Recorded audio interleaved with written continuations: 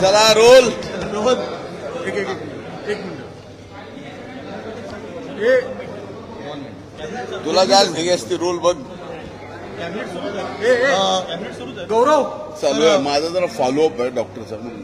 Sir, एकंदरीत तुमच्यावर होत असलेले तुम्ही आरोप ना तिकडे कोण करणार. नाही सुरुवात तो करतो ना स्ट्राईक नॉन स्ट्रायकर. तुमच्यावर 2-3 मेजर आतापर्यंत आरोप केले जात आहेत की मंत्रिपदाचा असणारा लाभ घेणं आणि याच्यावरनं तुमच्या थेट राजीनाम्याची मागणी करणं. एक बघा, या विषयावरती मी काही उत्तर देणार नाही.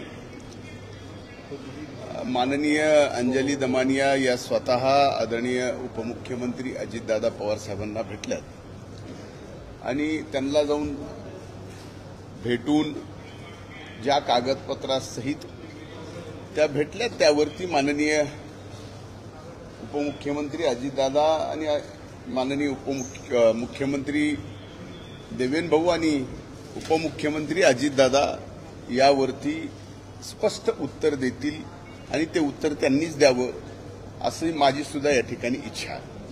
मुद्दा क्रमांक 2 की तुम्ही ज्या राखेच्या संदर्भात 2006चा सुप्रीम कोर्टाचा GR जर पाहिला, थर्मल पॉवर स्टेशनची राख म्हणजे प्रत्येक थर्मल पॉवर स्टेशननी केलेला तो कचरा आहे आणि तो कचरा थर्मल पॉवर स्टेशननी स्वतः पैसे खर्च करून उचलला गेलाच पाहिजे, हा सुप्रीम कोर्टाचा निर्णय आहे. आणि अशा निर्णयाच्या बाबतीत हे डायरेक्ट सरकारशी संलग्न नाही. महानिर्मिती एक वेगळं मंडळ आहे, त्यामुळं मूलतः याच्याशी प्रॉफिट ऑफ बेनिफिटचा बिझनेस विषय कुठे येत नाही. पलीकडे आणखीन काय विचारायचं. संदीप क्षीरसागर यांनी म्हणजे कृष्णा अंजळेसोबत काहीतरी वाईट घडलं असेल सापडले. आता एवढं जर संदीप क्षीरसागरांना माहीत असेल, आणखीन कुणाकुणाला जे काही माहीत असेल, याचा अर्थ मी असा समजतो की त्यांचे आणि त्या आरोपीचे कुठेतरी आता संबंध आहेत आणि ते संबंध असल्याशिवाय ही माहिती त्यांना मिळू कशी शकते. जी माहिती त्या कृष्णाला काय झालंय काय नाही झालंय याची पोलिसांना माहिती नाही, आम्हाला माहित नाही, म्हणजे तुमचे एवढे मायक्रो कॅमेरे त्याला माहिती नाही, तर त्याला कशी माहिती असू शकते. याचा अर्थ त्यांचा कुठंतरी संबंध आहे आणि त्या संबंधातून अशा पद्धतीच्या बातम्या पेरायच्या.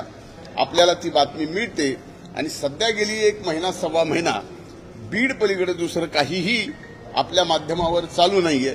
म्हणून माझी आपल्याला हात जोडून कळकळीची विनंती आहे, या माध्यमांच्या बाबतीमध्ये सबंध बीड जिल्ह्यामध्ये लोकशाहीचा 4था स्तंभ म्हणून जो मान आदर, जो रुतबा आजही आहे, ते कुठंतरी हळूहळू कमी होत चाललं आहे. एक मला पूर्ण बोलू द्या आता. म्हणून माझी आपल्याला विनंती आहे की पहिल्यांदा आपण सुद्धा जर्नलिझम म्हणून काय खरं काय खोटं पूर्ण याच्यातली तपासणी केल्यानंतर एक जिल्हा असेल किंवा त्या जिल्ह्याचा नेता असेल, एक मतदारसंघ असेल की त्या मतदारसंघातला कुठलाही नेता असेल, भलेही मी असेल, त्याला माध्यमांनी शिक्षा दिली पाहिजे, त्याच्यावरती मीडिया ट्रायल चाललं पाहिजे, या मताचा मी आहे. पण ज्या संतोष देशमुखची ज्यांनी निर्गुण हत्या केली त्या हत्येकरांना फास्ट ट्रॅक कोर्टामध्ये नेऊन फासावर घातलंच पाहिजे. या पहिल्या दिवशीच्या भूमिकेत आणि आज माझ्या भूमिकेत कसलाही बदल नाही.